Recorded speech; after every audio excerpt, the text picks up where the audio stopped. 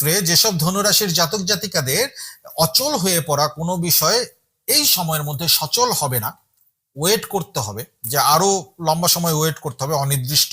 সময়ের জন্য, তাদের জুন মাসে অন্ততপক্ষে সচল হওয়ার বিষয়টি পজিটিভ একটা যোগাযোগ আসবে আপনার কাছে, যে হ্যাঁ ঠিক আছে এই মাসে হচ্ছে না, আমরা দেখি সামনের মাসে করে দেওয়ার চেষ্টা করবো, এরকম একটা যোগাযোগ আসবে। কারো ক্ষেত্রে এই যোগাযোগ কোনো ব্যক্তির মাধ্যমে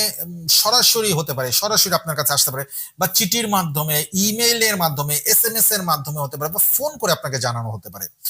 অন্যদিকে জুন মাসের 15 তারিখের পরে উত্তরসারা নক্ষত্রে যারা জন্মগ্রহণ করেছেন তাদের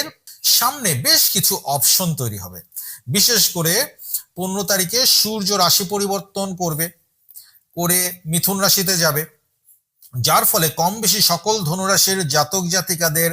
সামনে অপশন তৈরি হবে। কিন্তু এই সময় আবার বৃহস্পতি অস্তমিত হয়ে যাবে, অপেক্ষার এনার্জি তৈরি হবে, সূর্য এসে